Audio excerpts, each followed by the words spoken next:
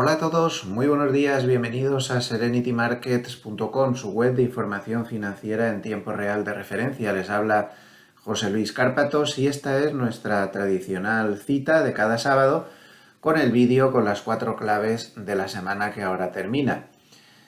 Empezamos a grabar hoy sábado 7 de enero a las 9 menos cuarto de la mañana. Y se nos han acabado las navidades. Qué triste, ¿verdad? Desde el 1 de octubre que habíamos empezado. Pero bueno, se acabaron. Alguna vez se tenían que acabar. Esto es como los Sanfermines, que cantan eso del pobre de mí, la última noche de las fiestas. Pues poco más o menos. Se acabaron las navidades. Pero bueno, no pasa nada. El 1 de octubre volvemos a empezar. La ventaja de celebrarlas con tanta anticipación, pues es que solo nos quedan 10 meses, nada más. Bueno, perdón, 9 meses. Solamente nos quedan 9 meses, así que eso que tenemos adelantado. Espero que hayan pasado unas buenas fiestas y que se hayan impregnado del espíritu navideño, que a la humanidad le hace mucha falta. Por lo demás, pues por aquí todo más o menos normal. He aprovechado para ver algunas series y voy a citar dos en concreto. No ha estado mal una que se llama Traición, no ha estado mal. Lo que pasa es que desde Netflix, lo que pasa es que el bajón que pegan las series de ser americanas a ser europeas es espectacular. En Reino Unido sobre todo hacen muchas series, pero son muy inferiores en cuanto a fotografía, calidad, los guiones, las tramas, los medios, los efectos especiales. Claro, es que no tiene nada que ver. Entonces, esta misma serie a lo mejor, pues de las que hacen en Estados Unidos, te queda un pedazo de serie de miedo, ¿no? Pero bueno, pero está bastante bien, Traición, bastante bien. Terminé de ver la de Jack Ryan, las 3 temporadas, magnífica, muy buena para quien le guste el género de espías, es impresionante. Y también he visto una bastante curiosa esta semana que se llama Caleidoscopio, sobre la trama de la preparación de un golpe multimillonario, un atraco multimillonario, que es muy curioso, muy curiosa la serie, porque está hecha en capítulos que da igual el orden en el que se vean. Podemos empezar por el último y terminar por el primero, podemos ir al azar, ahora veo uno, ahora veo el otro. Son absolutamente intercambiables, es muy curioso. Cada capítulo en lugar de un número lleva un color para que se pueda intercambiar. Por ahí por internet hay hasta recomendaciones de en qué orden ver los diferentes colores, pero bueno, se vea en el orden en el que se vea, pues está bastante bien. Tiene la serie como protagonista a la misma persona que hacía de el famoso narco este Gus en Breaking Bad, y luego en la segunda parte en la de Mejor llamar a Saúl. Y hace un buen papel. En fin, la serie está muy entretenida de ver. Esta sí que es americana, como se nota enseguida, los medios, la fotografía, los guiones enrevesados. Bastante curiosa. O sea, que a nivel de series, pues bien. Y disfrutando porque ya ha vuelto el fútbol. Bueno, llevo una pasada de ver partidos de fútbol esta semana. Me he visto la Copa, me he visto todo. Por cierto, una cosa que me ha gustado de la Copa. La Copa se hace sin el dichoso VAR. Y yo me pregunto para qué, o sea, tanta tecnología que tenemos, ¿para qué sirve el VAR? Al final he visto un montón de partidos de Copa sin el rollo este del VAR. Los árbitros se han equivocado alguna que otra vez, pero es que también se equivocan con el VAR y clamorosamente también. El juego es más ágil. Cuando uno mete un gol y el árbitro no dice nada y se va para el centro del campo, lo puedes celebrar o te puedes cabrear porque le han metido un gol a tu equipo, pero no como el VAR que nunca saben, lo paran 10 minutos esperando.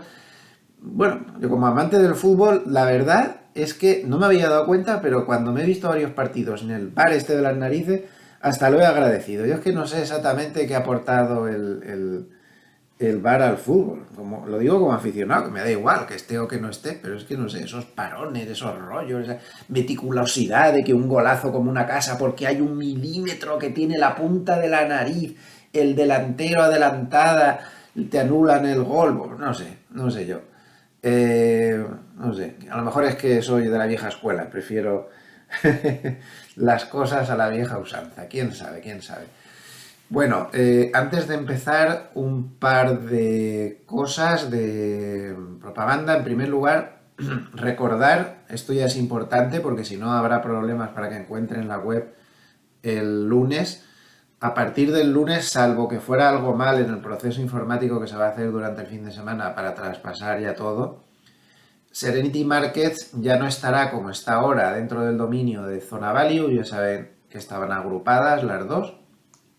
Serenity Markets estará con dominio independiente, es decir, que para entrar no habrá que marcar como hasta ahora zonavalue.com. Cada página se separa, cada una va con su dominio propio. Quien quiera entrar a zonavalue.com, pues sigue marcando zonavalue.com, pero quien quiera entrar solo a Serenity Markets, pues ya lo puede hacer como se ha hecho siempre, marcando serenitymarkets.com. El dominio vuelve a estar activo de forma individual. Lo digo porque si entran en el enlace de siempre el lunes, perdón, y no encuentra la página, es que está en serenitymarkets.com. Si ya digo, si no hay ningún problema en la transición informática que hay que hacer a lo largo de todo el fin de semana. Es un poco larga la transición, entonces hoy pondré lo del vídeo de las 4 claves de la semana y ya no voy a poner nada más hasta el lunes. Ya saben que los domingos me gusta poner el resumen de Harnett y tal, pero esta semana no puede ser porque hay que dejar la página quieta para que los informáticos hagan todo el proceso de transición. Y también, pues como todas las semanas, pues recordarles que en gloversiasicaf.com pues pueden entrar y ver las dos SICAFs que asesoro personalmente con un equipo de apoyo realmente muy bueno. Yo creo que ahí hemos conseguido tener un equipo realmente fenomenal de 5 estrellas y bueno, y ahí estoy yo al frente y trabajando mucho. De momento hemos empezado el año muy bien. Aquí solo están los valores liquidativos que van con un retraso tremendo. En la conservadora solo hay 2 días aquí reflejados y en la más agresiva solo hay 3. Faltan en esta 3 días y en esta 2 que fueron muy buenos. O sea que hemos empezado el año en ambas subiendo mucho, muy fuertemente, como tiene que ser, que ya bastante hemos sufrido todos en el año pasado, ¿verdad? Bueno, pues nos vamos al mercado porque hemos empezado el año, se acabaron las vacaciones de los operadores y hemos tenido muchos cambios y muy importantes. Para empezar, el primer cambio es que después de un mes de diciembre aciago, el peor mes de diciembre en Estados Unidos, en Wall Street, desde los años 50, o sea, ni rally de Navidad ni nada. El Rally París-Dakar es el único rally que estamos viendo. Por cierto, que ayer a Carlos Sainz se le averió el coche. Pues un día de gracias para los deportistas españoles. También me dio mucha rabia ver que el pobre Carlos Alcaraz se ha vuelto a lesionar. Mal camino lleva el pobre con las lesiones. Ya está empezando un poco como Nadal. Es lo malo que tiene el tenis. Es un deporte donde las lesiones son muy habituales. Ahora que tenía ya casi la pretemporada hecha, se ha vuelto a lesionar. Hasta no se sabe cuándo, otra vez parado y ya se vuelve a perder el Open de Australia. Bueno, pues lo que decía, después de un mes de diciembre aciago, como no se había visto en mucho tiempo, pues esta semana por fin han despertado un poco los mercados y ayer se cerró con una subida muy considerable, tanto en Europa, todos los índices europeos subieron mucho, como en Estados Unidos, que superaron todos el 2%, además holgadamente, una subida muy fuerte y donde me imagino por el volumen de compras que aquí ya más de un corto tuvo que cerrar, que eso no se veía desde hacía tiempo, en todo el mes de diciembre desde luego que no se había visto. Aunque eso sí, en los mercados oscuros muy decepcionante el movimiento, porque a pesar del subidón, pues no se vio el volumen comprador, no se vio.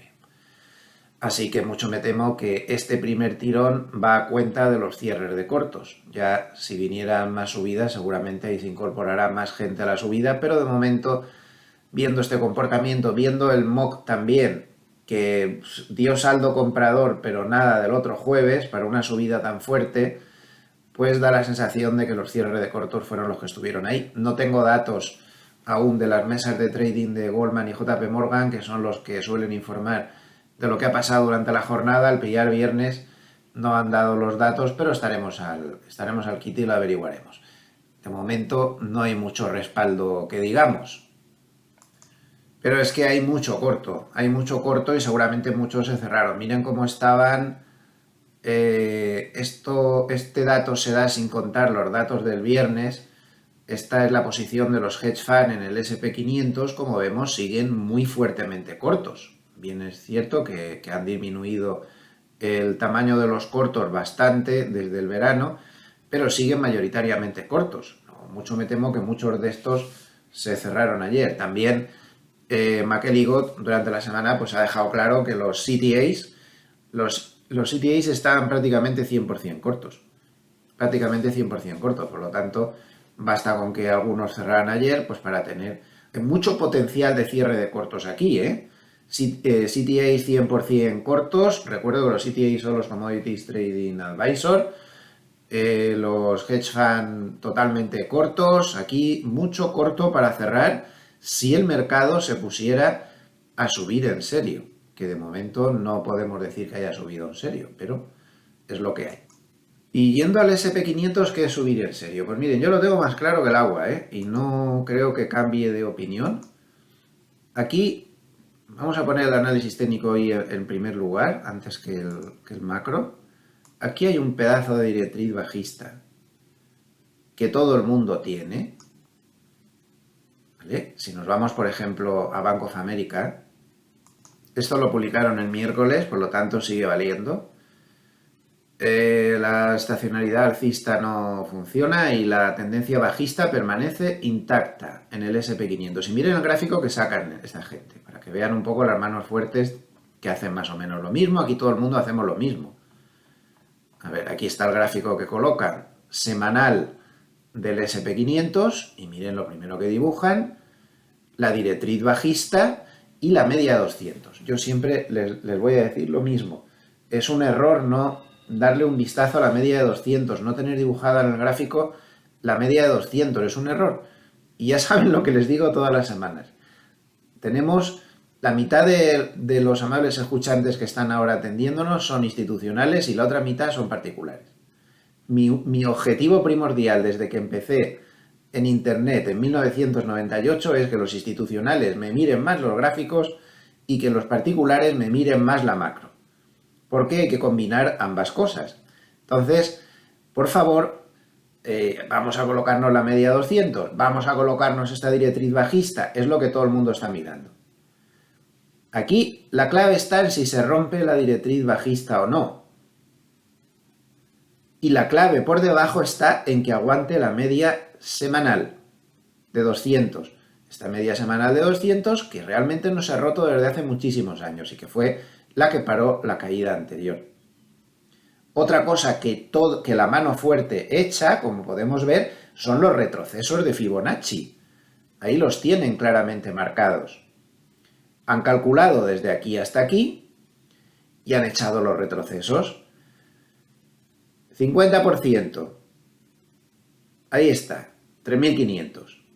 Eso va a ser un soporte muy fuerte, si es que llegara a caer. Primer soporte, la media de 200 semanal. Segundo soporte, el retroceso de Fibonacci, el 50%. Y si eso se perdiera, posible caída hasta 3.200, retroceso de Fibonacci, el 61.8%. Esos son los niveles clave por debajo, y no porque lo diga yo, sino porque, como ven, lo da Bank of America, pero recordarán que son exactamente los mismos que estoy dando yo. Luego, el análisis técnico hay que darle una miradita, porque la mano fuerte se va a mover mucho en función de esto. ¿De acuerdo? Y por arriba, pues miren, la definición más básica de una tendencia bajista es que tengamos mínimos y máximos descendentes. Mínimos y máximos descendentes. Mínimos y máximos descendentes. Como podemos ver, nunca en ningún momento de la tendencia se ha tenido una fuerte subida y se ha dejado un máximo relevante que haya sido roto a continuación. Hemos tenido 4. Pues esto es muy fácil. Si en la corrección no llega a romper mínimos anteriores, buena señal. Si pierde mínimos anteriores, seguimos igual. Pero en cualquier caso, si rompe por primera vez el máximo anterior, rompe la tendencia bajista, perdón, la directriz de la tendencia bajista y rompe muchas cosas más. Vamos a verlo en detalle en nuestro gráfico. Bueno, antes, ya que tengo este paper abierto, pues si le quieren dar un vistazo al Nasdaq, para que vean cómo lo dibuja Bank of America, pues se lo pongo ahí. Ahí también tiene su tendencia bajista. Este sí que ha perdido la media 200, está luchando. Fíjense dónde está parándose. Se está parando el retroceso de Fibonacci del 61.8% de este tramo de subida. Ahí se ha parado una y otra vez. Ahí está el soporte clave. Y si lo perdiera, lo esperan en 9.736, pico de febrero del 2020. Por arriba del 12.215, 12.266, todo cambiaría. Volvamos a nuestro gráfico. Por la parte de abajo la tenemos clara. Lo hemos visto muy bien en ese gráfico de Bank of America. Pero vamos a ver por la parte de arriba. Si ahora mismo esto se queda por aquí abajo y rompe todo esto, yo doy por terminada la tendencia bajista. Así de claro, lo digo ya. Doy por terminada la tendencia bajista. Esta directriz es muy importante. Este máximo relativo que ha dejado ahí es muy importante. Y además, no olvidemos que ahí hay retroceso de Fibonacci, que ya ven cómo todas estas manos fuertes los echan, de toda la tendencia bajista. En 4.200 está el retroceso de Fibonacci del 50% de toda la tendencia bajista. Y vuelvo a repetir una semana más, porque ya lo he comentado esto varias veces, pero es que es muy importante, y perdonen la pesadez, el mercado considera que cuando en una tendencia bajista se rompe de manera contundente y durante varios días el retroceso de Fibonacci del 50% de la tendencia bajista en cualquier punto, da igual en el punto en el que se esté, se considera que la tendencia bajista está rota. Entonces, para mí, romper el retroceso de Fibonacci del 50%, romper la directriz bajista, romper el máximo anterior, habiendo, por ejemplo, construido ya un mínimo ascendente y un máximo ascendente, y dándole filtro hasta el 4.200, para mí movimientos ya claros y contundentes por encima del 4.200, le bajo el telón a la tendencia bajista y doy por hecho que ha tocado suelo. Así de claro, como eso no ha pasado, pues seguimos en tendencia bajista. Y no va a ser nada fácil, ¿eh? De momento, el S&P 500 se encuentra con la confluencia de la media de 50 y de 100, que no va a ser un nivel nada fácil de pasar. Y luego se va a encontrar con la media de 200, que no va a ser nada fácil de pasar. Y luego se va a encontrar con la directriz. Y luego se va a encontrar con ese retroceso de Fibonacci del 50%. Casi nada, parece un campo de minas lo que hay por delante. Eso va a costar sangre, sudor y lágrimas. Pero si apareciera un catalizador que hiciera que se rompiera todo esto, damos por terminada la tendencia bajista. Pero no va a ser nada fácil. No va a ser nada fácil. Mientras tanto, soporte intermedio en 3.800, que está resistiendo muy bien. En caso de pérdida, abriría la llave para caídas superiores. Creo que si hemos aprendido algo en el 2022 es que todo es posible, así que no descartemos ni un escenario ni el otro. Vamos a limitarnos a observar los gráficos. Esto en Wall Street, pero si hay algo de lo que tenemos que hablar esta semana largo y tendido, para empezar porque Hartnett le da mucha importancia en su paper de esta semana, tras las vacaciones ha vuelto ya con otro paper, y Hartnett le da a este tema del que vamos a hablar ahora una importancia tremenda. Y es el hecho de que el resto del mundo lo está haciendo mucho mejor que Estados Unidos. ¿Por qué? Porque el resto del mundo no tiene la dependencia de la tecnología que tiene Estados Unidos. Estados Unidos depende en un 40% de la tecnología. Pero Europa solo depende un 7%. Y Asia solo depende la mitad o menos. O emergentes. Dependen la mitad o menos que Estados Unidos de la tecnología. Y como la tecnología está como está, pues está dando problemas a Estados Unidos respecto a el resto de bolsas, algo que no se había visto en 15 años. En 15 años no paraba de subir Estados Unidos respecto al resto del mundo, pero esta tendencia se está rompiendo ahora y es muy importante. Es muy importante. Miren lo que ha pasado en lo que va de año, es decir, en la primera semana del año. Aquí tenemos una tabla con los principales ETFs hecha por Bespoke. Bueno, pues el SP500 en lo que va de año ha subido un 1,48 y en interanual 15,72. Bien. Miren el Dow Jones. Ha subido más o menos lo mismo en el año, pero en interanual ya solo baja 5,38. Interanual, ¿eh? O sea, comparando con hace un año, por estas fechas. ¿Por qué? Porque tiene menos tecnología. Ya está, así de sencillo. Menos 5,38 interanual. Sin embargo, el Nasdaq, que es el que más tecnología tiene, está hecho un Cristo. Ha subido mucho menos en el año que lo demás. Bueno, mucho menos no, medio punto menos. Pero en interanual cae 29,49%, nada menos. Nada menos.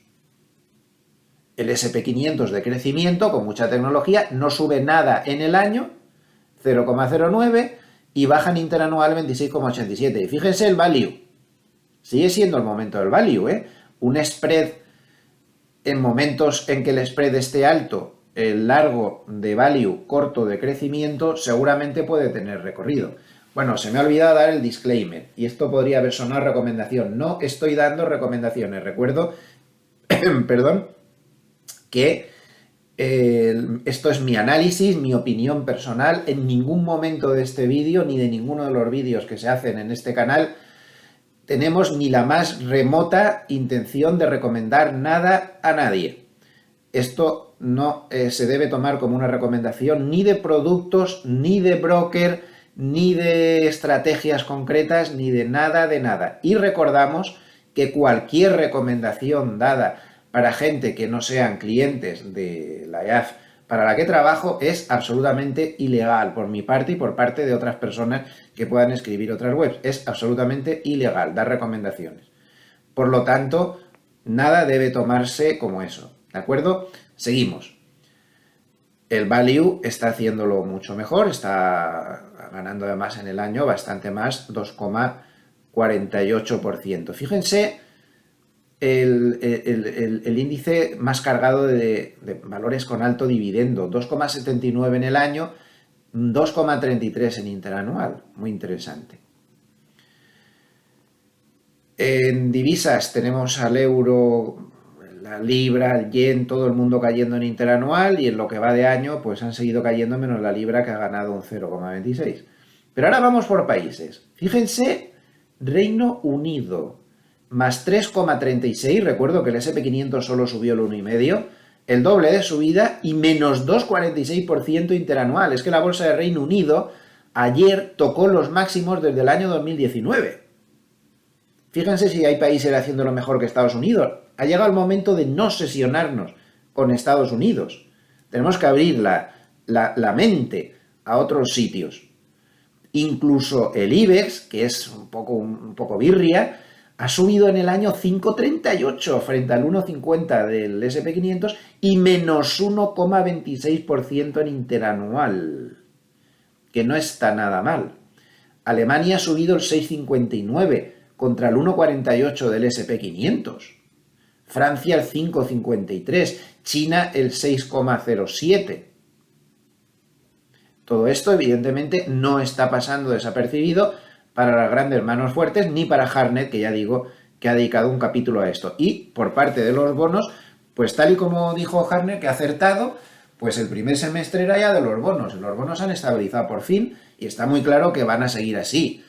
Tenemos, por ejemplo, al TLT, que es el ETF con los bonos a más largo plazo posible que existe, 5,64%, eso sí, con una caída interanual aún muy fuerte, el menos 24,88, aquí hay mucho que recuperar, pero ha subido mucho más que el SP500, incluso el ETF IF, que recoge bonos de 7 a 10 años, ha subido también mucho más que el SP500, 2,71, y la interanual ya empieza a ser mejor. Como vemos, esto es un fenómeno muy importante. En esta línea, miren este gráfico de Bloomberg, qué interesante. En este gráfico se ve cómo lo hace la bolsa emergente respecto a Estados Unidos.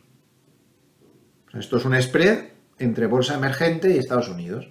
Y miren cómo se ha dado la vuelta y qué 6 meses lleva la bolsa emergente, donde lo está haciendo de manera constante mejor que Estados Unidos, lo mismo que Europa. Y claro, si vemos el gráfico, por ejemplo, del Eurostoxx 50, es que no tiene nada que ver con el de Estados Unidos, son dos mundos totalmente separados. Miren, si aprieto, lo cerca que está ya de la zona de máximos, el Eurostoxx está pues a un 6. Está a un 6, cuando el SP500 está lejísimos. Está a un 18. Es que no queda otra. Tenemos que abrir la mente y, vale, llevamos 15 años donde Estados Unidos lo hace mejor que Europa, pero a ver si nos vamos a quedar mirando y nos pasamos varios años más al revés justo y nos quedamos fuera de juego, ¿no? No hay que obsesionarse con eso. Es muy importante. Pero el gráfico es muy bueno, ha tenido una corrección relativamente moderada y se ha vuelto a meter otra vez en la zona de máximos anteriores, y aquí ya la estructura bajista está totalmente rota. Ahora mismo Europa ya no está en tendencia bajista. Estará en lateral o no sé muy bien en lo que está aún, pero en tendencia bajista ya no. Todo eso se terminó. Técnicamente hablando, no se le puede llamar ya esto una tendencia bajista. Si lo ponemos en gráfico de semanas, menos aún. Ahí está. Y por cierto, miren quién resistió la caída, la media de 200 también en semanas, para no perder la costumbre. Entonces, muy importante que nos fijemos en este detalle, muy importante. El mercado lo que necesita, toda esa parte tecnológica que está sufriendo tanto, lo que necesita es que Apple mejore su situación. Y Apple, técnicamente hablando, sigue teniendo una situación muy mala.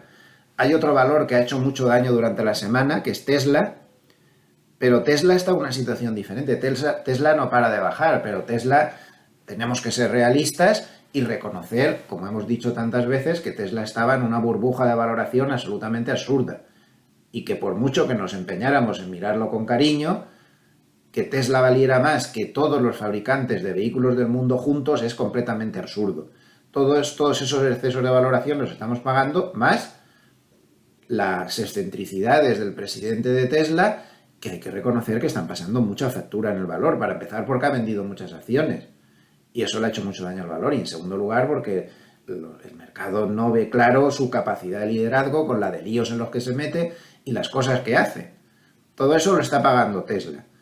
Pero Tesla no es Apple. Apple es otra cosa. Apple no tiene un exceso de valoración. Apple se está moviendo en un PER de 19-20, que tampoco es un PER barato. Eso es lo malo, que Apple tiene un PER que aún puede corregir más y no pasaría nada por muy buena compañía que sea. Ese es el problema que siguen teniendo las tecnológicas. Ese es el problema. Pero Apple no tiene nada que ver. Apple es una magnífica compañía. No quiere decir que Tesla sea mala, pero Tesla estaba sobrevaloradísima.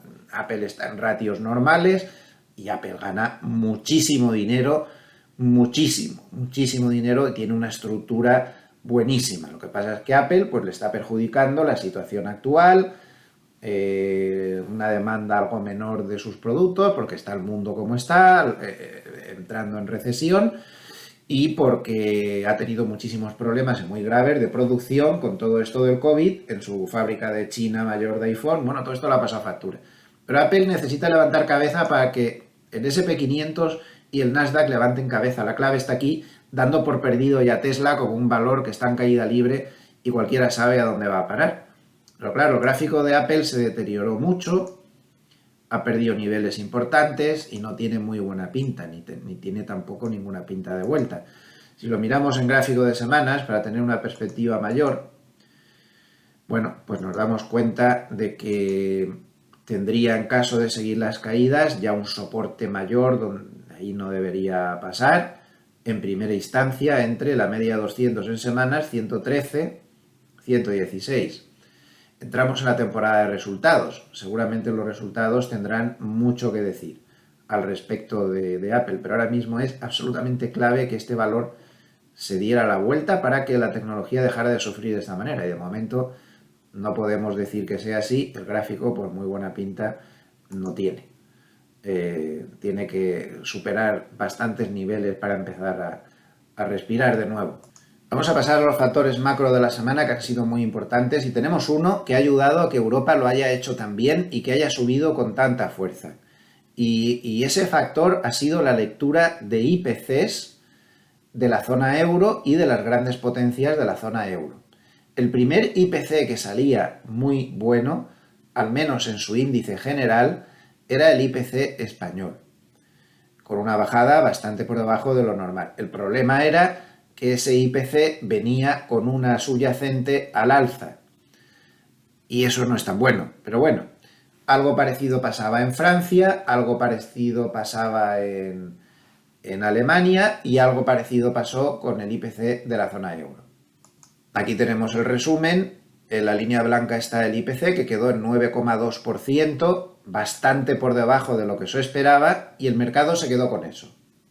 El mercado se quedó con eso y ayudó mucho a las subidas, ayudó mucho a subir a los bonos europeos, que por fin han empezado a remontar, y ayudó mucho a subir a las bolsas. Los bonos europeos subieron tanto que los swaps que descuentan dónde está la tasa terminal del Banco Central Europeo, pues terminaron la semana en el 3,35% de tasa terminal. 3,35%. ¿Cuándo? Tras la reunión, la última reunión del Banco Central Europeo, donde ya saben que fueron bastante duros, habíamos llegado a una tasa terminal del 3,5%. La mejora de los bonos ha sido extraordinaria. Basta poner aquí el gráfico del bono alemán a 10 años, gráfico diario, y vemos, sí, ha sido una semana fenomenal, una semana donde se ha cerrado por encima de las medias de 50 y de 100. Esto abre la puerta, tras haber formado ahí una construcción de suelo que parece que empieza a ser sólida por primera vez, pues esto abre la puerta que se pudiera llegar a la media de 200, que estaría en 116, y ahí ya serían palabras mayores. Pero la mejora ha sido muy notable gracias a estos datos de inflación, a pesar de que la subyacente no da señales de corregir. La subyacente de la zona euro, pues igual que la española, en nuevos máximos desde hace muchísimos años, en 5,2%. Claro, estas bajadas que estamos viendo pues vienen porque el precio de la energía se ha moderado, porque Europa ha tenido la suerte, porque si no hubiera tenido esa suerte, esta línea blanca estaría en otro sitio, de que el invierno está siendo en Europa extraordinariamente templado, justo al revés de lo que ha sido en Estados Unidos, que ha sido todo lo contrario, que ha sido extraordinariamente frío. Pues aquí ha sido, con esa ola de frío tremenda polar que tuvieron, aquí ha sido extraordinariamente templado, el consumo de vía calefacción y demás no se ha disparado como se pensaba, y entonces pues todos los problemas generados por la falta de suministro ruso y demás, pues ahí queda. Entonces esto ha sido vital. Por cierto, un suministro ruso que ayer decían en Bloomberg que lo que no le está comprando Europa a Rusia se lo está comprando India y sobre todo China. Y da la sensación de que luego China acaba mandándolo al final a Europa. O sea que al final sí que se está comprando el petróleo ruso, pero por otro sitio. Pero bueno, es lo que hay. Entonces, también los chinos, esa alianza entre... A mí me inquieta mucho, esa alianza entre gente que no son... países que no son nada democráticos, China, Rusia, Corea del Norte, todos estos, ¿a dónde llevan al mundo, no? No son países precisamente muy democráticos. A mí me parece bastante inquietante eso, pero bueno. Doctores tiene la Iglesia en política, no nos metamos en esos berenjenales. Bueno, inflación subyacente, ¿qué quiere decir? Pues que si quitamos los alimentos y la energía, pues se sigue subiendo, siguen subiendo los precios. Tenemos la inflación metida ya en el ADN. Pero en fin, el mercado se ha quedado con la copla de que la general está intentando tocar techo, algo que es mucho más evidente en Estados Unidos, como ya sabemos. Y, por cierto, la semana que viene tenemos lectura de IPC de Estados Unidos. Muy atentos porque será una lectura importantísima.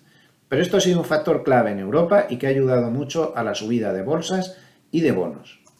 Además, este gráfico en los operadores de bonos también tuvo un efecto muy bueno. Es un gráfico que ha manejado mucho las manos fuertes durante esta semana. Es un gráfico de la evolución de la M3 en la eurozona y que muestra cómo parece ser, dicen los expertos, que a la vista de este gráfico de la evolución de la M3, ya saben que la M3 es una variable macroeconómica que de alguna manera mide pues, la cantidad de dinero que hay en circulación. Esto es una definición demasiado simple, habría que complicarla un poco más, pero para no liarnos, vamos a dejarlo ahí. Pues que el exceso de dinero que había en el sistema después de las grandes ayudas que se pusieron en el COVID, pues parece que ha desaparecido. Esto es más importante de lo que parece. Esto puede favorecer a mayor calma en el Banco Central Europeo en sus subidas de tipos. Y en Estados Unidos, pues ya sabemos la evolución que lleva la inflación, está cayendo bastante.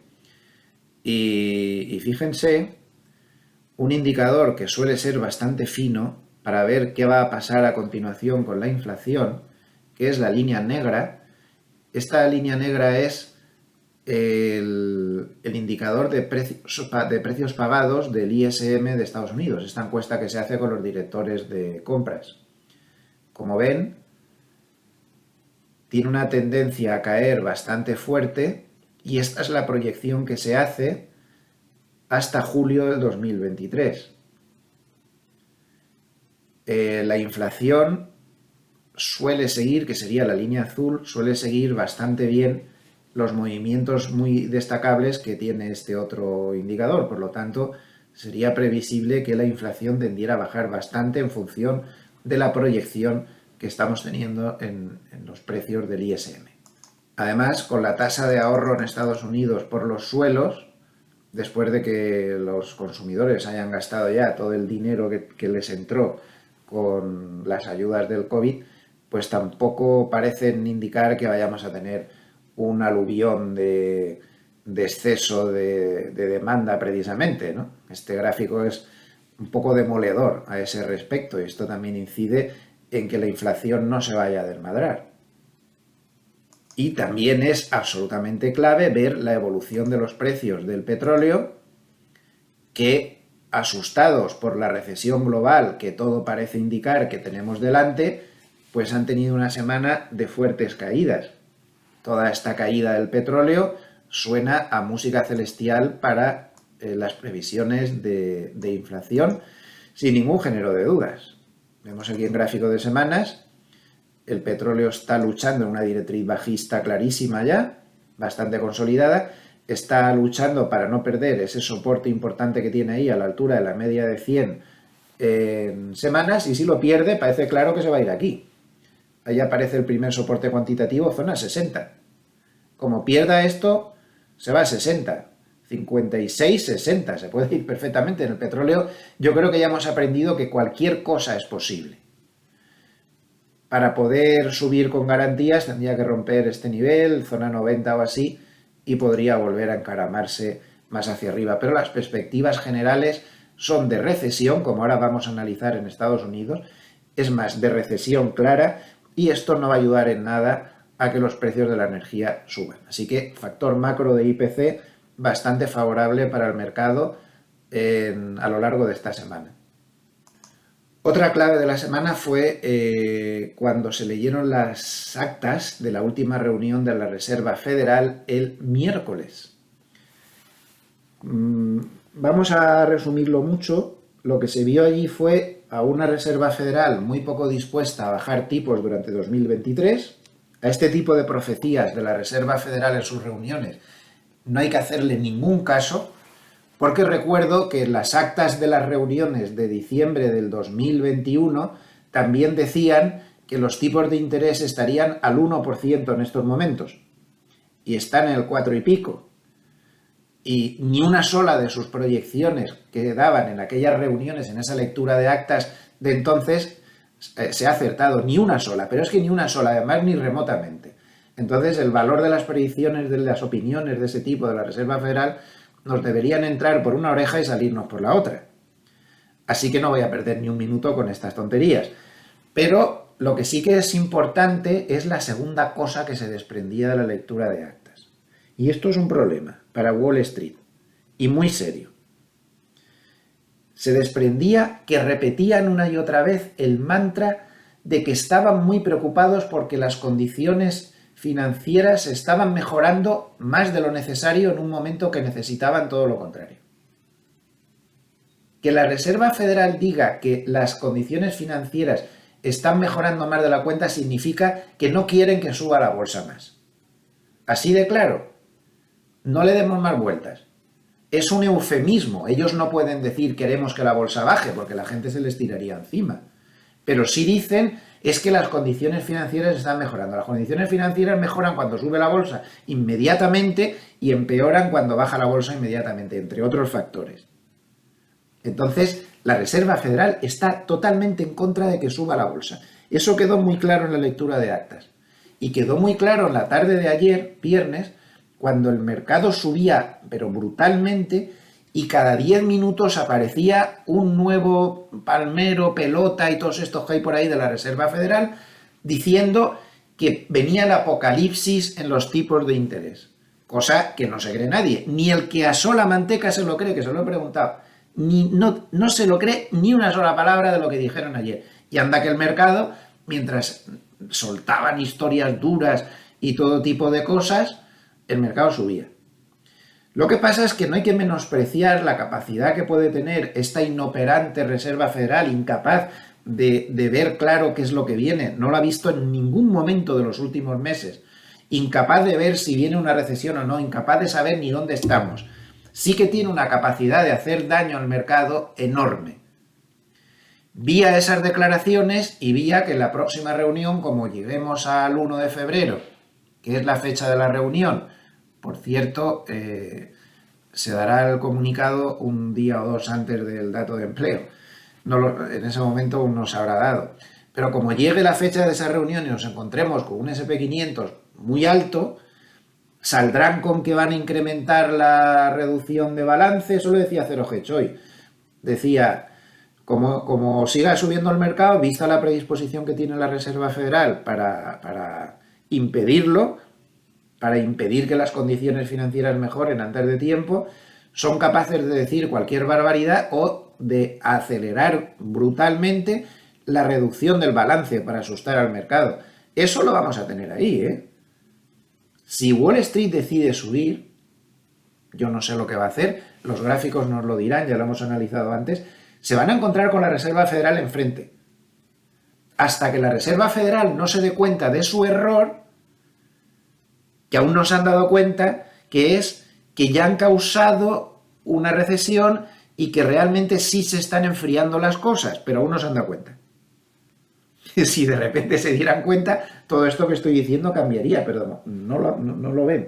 Aún no se han dado cuenta, están en su mundo. Igual que estaban con la inflación transitoria y no acertaron, y con uno y otro error que han cometido desde entonces. Absolutamente perdidos. Pero este factor fue muy importante durante la semana y hay que dejarlo claro. Bien, y vamos a entrar a la parte macro más importante, que es la que demuestra que la Reserva Federal se está equivocando. Ayer tuvimos una lectura de dato de empleo que no asustó al mercado precisamente como la mayoría quizá pudieran esperar. ¿Por qué? Pues mire, muy sencillo, porque dieron una cifra de creación de empleo no agrícola de 223.000, solo 20.000 por encima de lo esperado, no era mucho, pero es que la primera cifra que dan es la revisión de los 2 meses anteriores, y en los 2 meses anteriores se bajaba el dato que se había dado previamente en 28.000, por lo tanto al final la cifra se quedó incluso por debajo de lo esperado, y eso no asustó al mercado. Bien es cierto que salió un dato de paro por debajo de lo esperado, pero de nuevo aquí el que asola manteca tampoco se lo cree. Es un mercado que está muy, es un dato que está muy desprestigiado y nadie le hace mucho caso. Pero en lo que se fijó todo el mundo es en la partida de ganancias por hora de los trabajadores. Y es que esa partida se fue a niveles en interanual más bajos desde el año 2021 y por debajo de lo esperado, y además se hicieron revisiones a la baja. Claro, eso fue muy importante porque la Reserva Federal, es que hay mucha gente que dice, la Reserva Federal lo que quiere es que se destruya empleo para que se calmen las cosas. Si eso lo dijera así la Reserva Federal, los cesaban a todos por motivos políticos. La Reserva Federal lo que quiere es que se enfríe la economía. Y si se produjera el milagro de que se enfría la economía sin que el empleo se haya destruido demasiado, pues por ellos encantados. Ellos lo que quieren es que el mercado de empleo le pase algo para que la inflación no suba. Y ese algo puede ser perfectamente lo que se vio ayer, que es que lo que estén es conteniéndose los salarios y esto no provoca una espiral inflacionista. Esto el mercado lo apreció mucho en el día de ayer y ya se subía antes de que pasara lo que voy a contar a continuación, que pasó 1 hora y media después. Esto sería una especie de ricitos de oro entra por la puerta, decía ayer un operador. Tampoco creo que sea la cosa para tanto. Lo que decían muchos operadores ayer era, ¿ha conseguido la Reserva Federal desacelerar la economía con tanta subida de tipos de interés sin destruir empleo? Pues esa sería la situación ideal para la bolsa. Claro, si no hay una recesión importante y la Reserva Federal ya se está quietecita, pues sería magnífico para la bolsa, el mejor escenario, ¿no? Otra cosa es que eso sea así, pero eso es lo que se decía ayer. Teniendo en cuenta que la agresividad de este ciclo nunca se había visto en la historia, es la línea negra este ciclo. O sea, es una brutalidad a la velocidad que han subido los tipos, ni siquiera en los grandes periodos problemáticos anteriores habían subido de esta manera y con tanta agresividad. Esto hace daño. La economía empieza a frenarse. Y a las 4 de la tarde se dio el dato clave mucho más importante que el de empleo, que fue el que causó todo ese subidón que vimos y que para mí este dato hay que memorizarlo porque lo ha cambiado todo. Lo ha cambiado todo. Estamos hablando del ISM de servicios de Estados Unidos. Y tengan en cuenta dos cosas. Una, que si hay un dato que ha demostrado en Europa, en Estados Unidos, en Asia y en todos los sitios, ser muy correcto a la hora de determinar en qué parte del ciclo estamos exactamente, ese dato ha sido este. Los ISM, tanto de servicios como de manufacturas.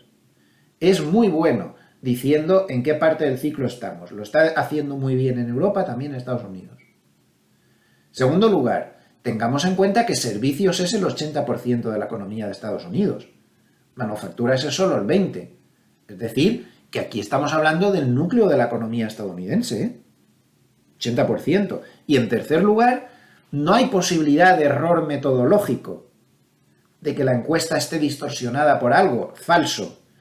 ¿Y cómo lo sé? Pues muy sencillo, porque esta semana se publicó también el PMI, no el ISM, el PMI de servicios que lo calcula otra empresa, lo calcula otro organismo, lo calcula Markit y lo calcula de una forma diferente al cálculo del ISM, porque no se consideran en las respuestas, en la encuesta, no se consideran al sector público, las empresas del sector público, en el PMI Markit se quitan, y el PMI Markit además pondera las respuestas en función del tamaño que tiene la empresa, es decir, una respuesta negativa de Apple vale más que una respuesta negativa de Rabos de Boina S.A. de Villa Oreja del Sordillo.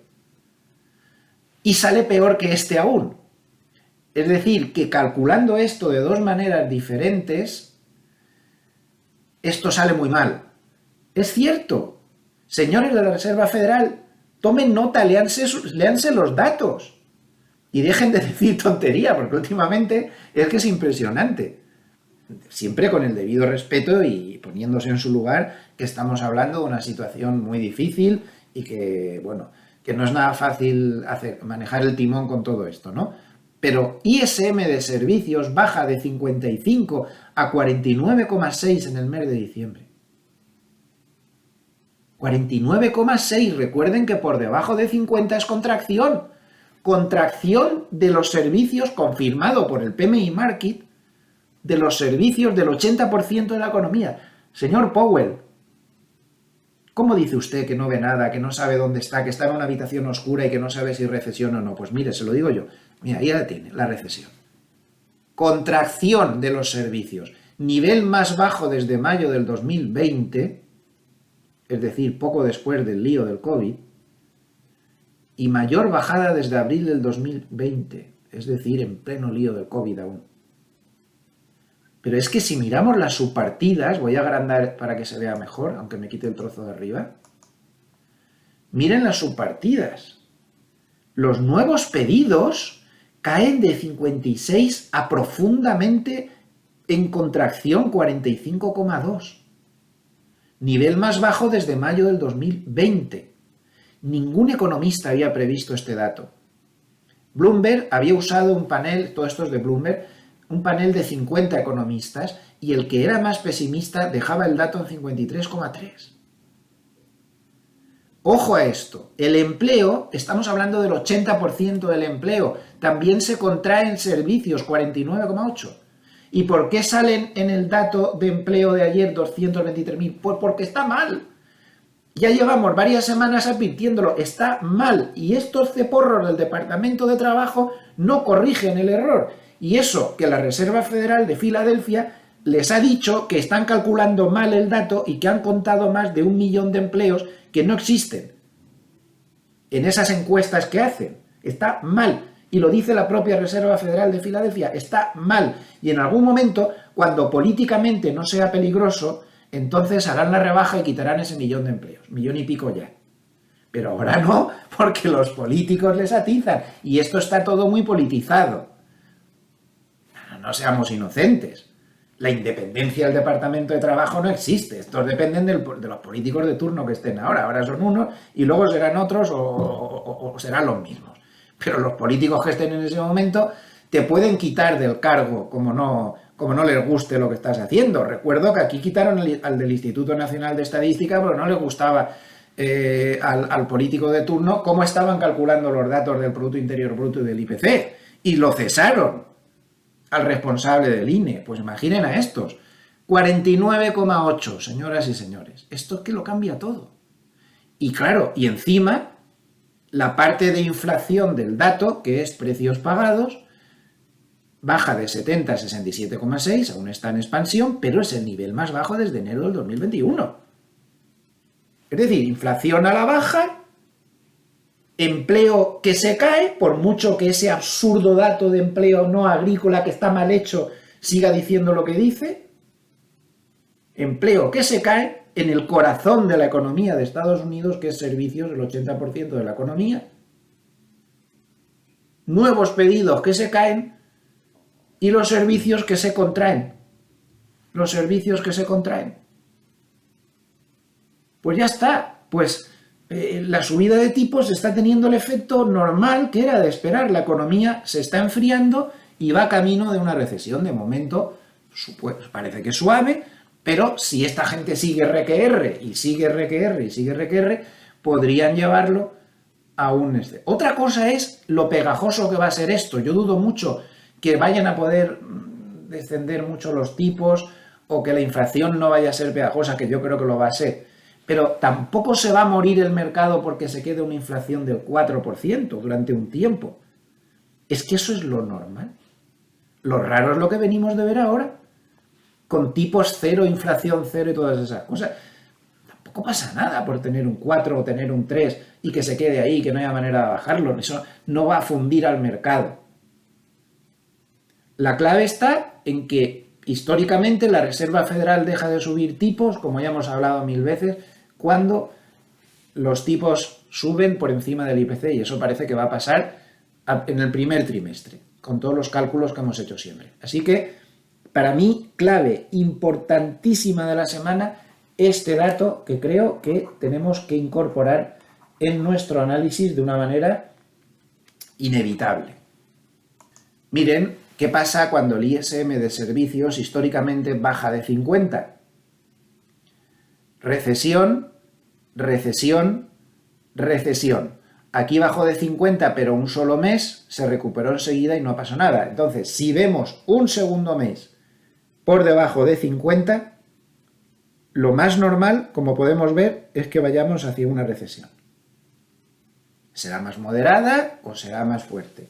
Pero es lo que ha pasado siempre. Bueno, aquí igual. Aquí también un solo mes por debajo de 50, inmediatamente recuperó y no pasó nada. Entonces, un par de meses o 3 de este dato por debajo de 50, la recesión parece que sería inevitable. Este dato de la Reserva Federal de San Luis durante la semana también ha sido muy interesante. Ellos lo que calculan es el nivel de crecimiento de los estados de la Unión y se han dado cuenta pues que cuando hay más de 29 estados con crecimiento negativo, la recesión es inevitable. Siempre ha pasado desde los años 70, ahora mismo estamos en 27. Muy bien no pinta la cosa. Estamos muy cerca de que se llegue al nivel donde siempre ha habido recesión a continuación.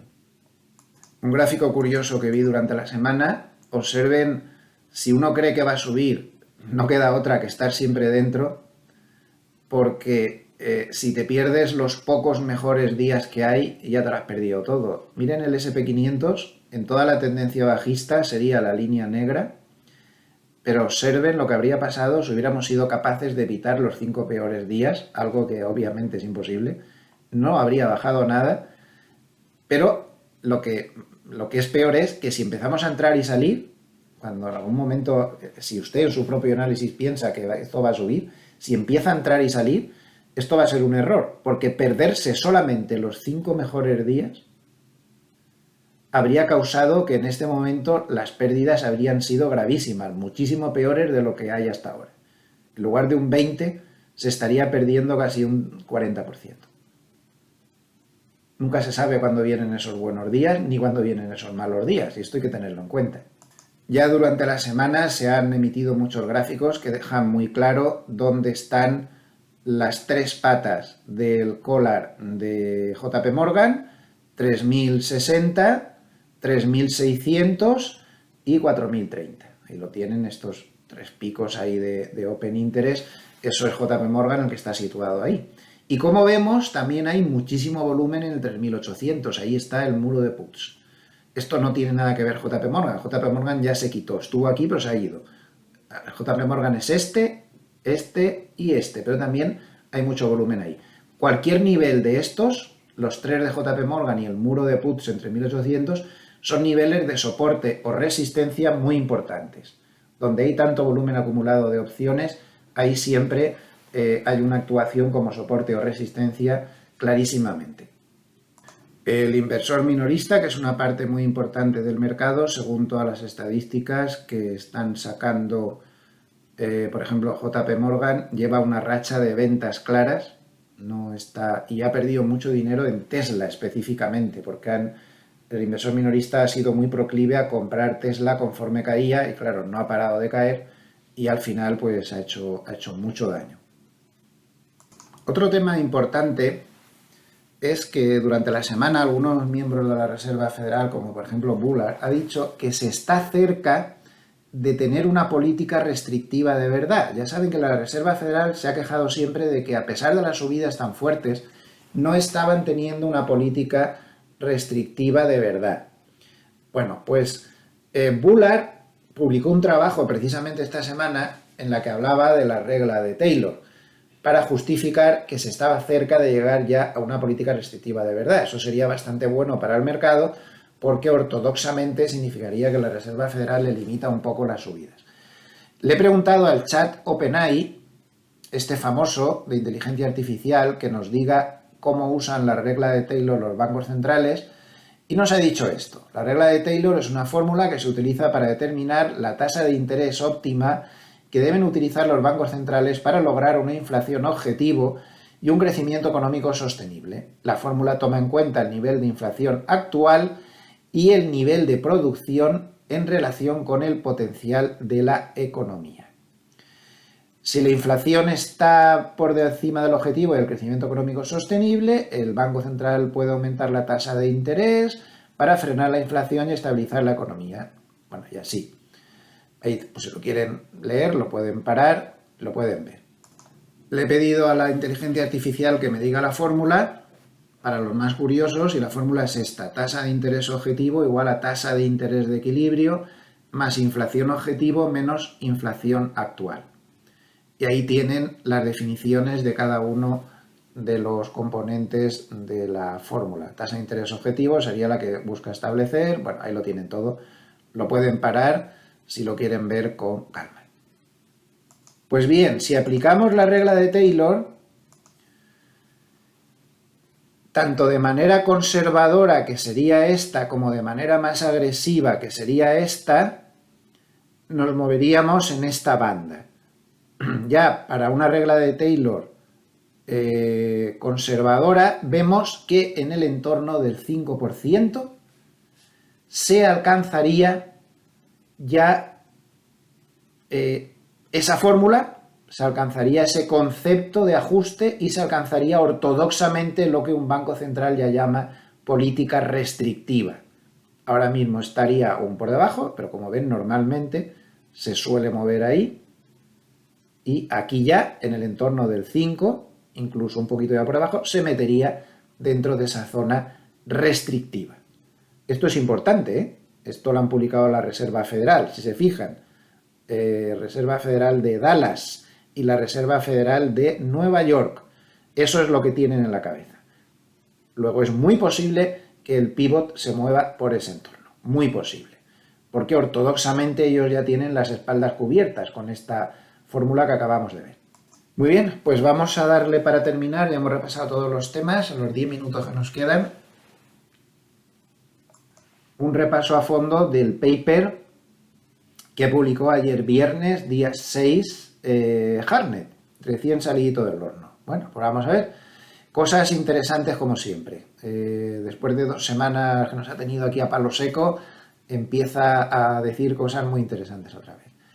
Primero, en su apartado el precio es correcto, dice: el fin de una era.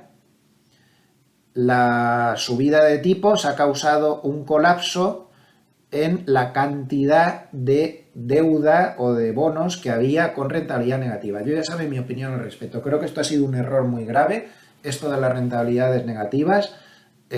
Banco Central Europeo, japonés, suizo se enzarzaron con eso. Yo creo que se han equivocado. Esto es ir contra la naturaleza de las cosas y espero que no se vuelva a repetir. Pero bueno, el caso es que se ha colapsado ya no hay bonos con rentabilidad negativa. De los 18 billones de dólares que llegó a haber absurdamente con rentabilidad negativa en noviembre del 2021. Recuerdo que rentabilidad negativa significaba que si usted quería comprar un bono de Repsol, le tenía que pagar a Repsol para que le diera el bono. Eso es absurdo. Esto es absurdo por completo. Entonces, su único objetivo era que hubiera una mejora de la cotización del bono para podérselo colocar a otro. Porque si no, ya me contarán. Bueno, pues esto ha desaparecido por completo. Esto es muy importante.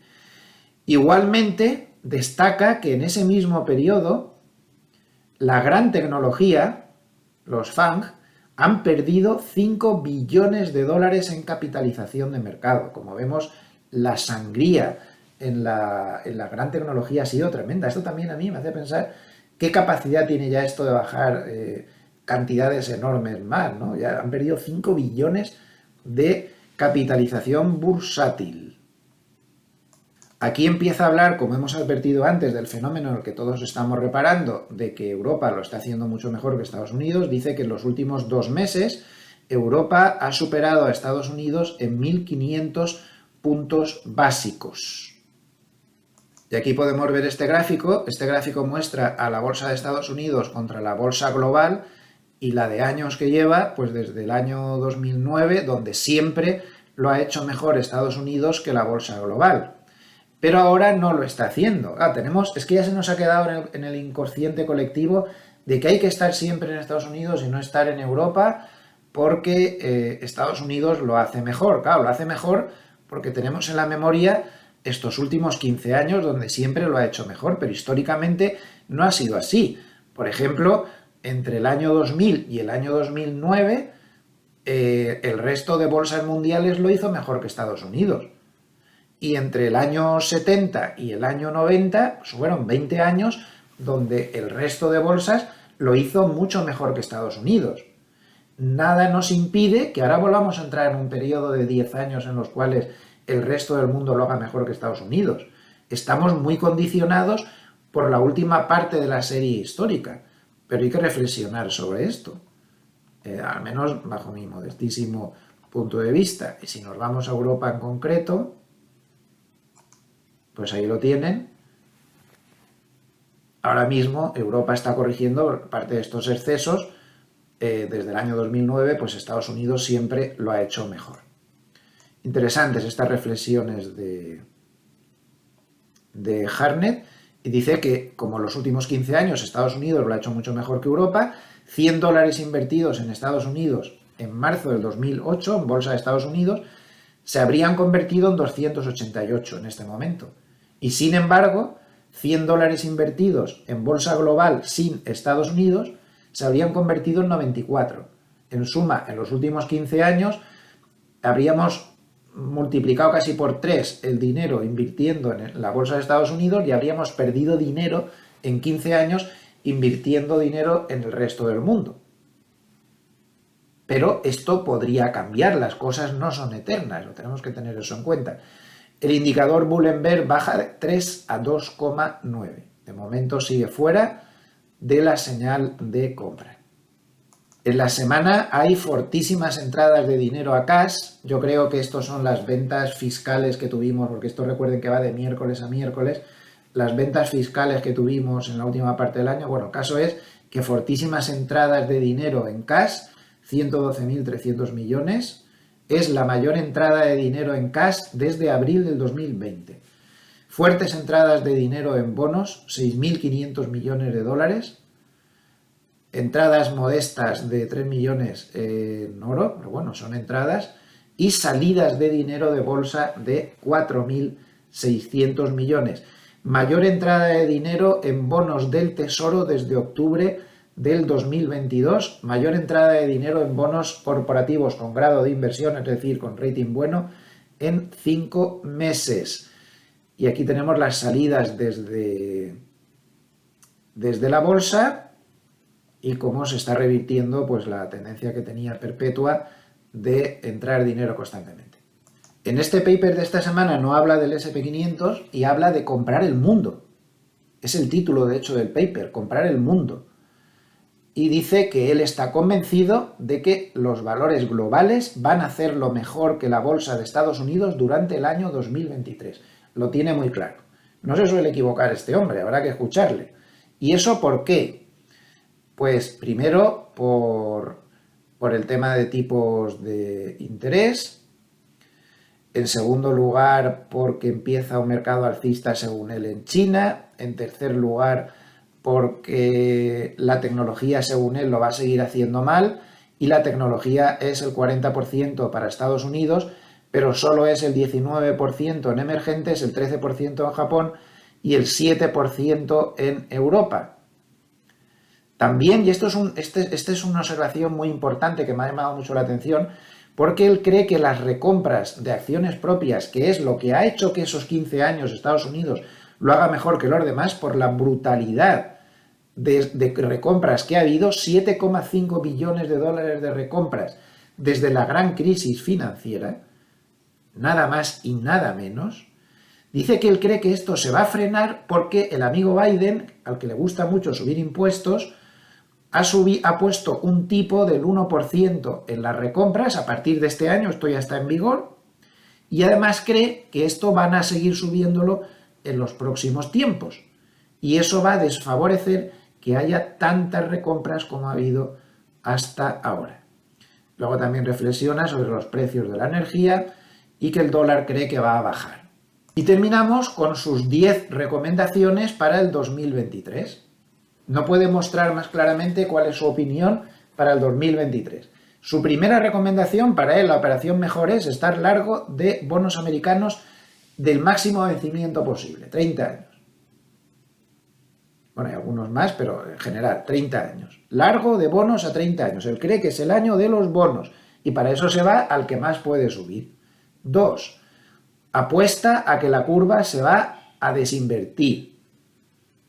3. Corto de dólares, largo en activos emergentes.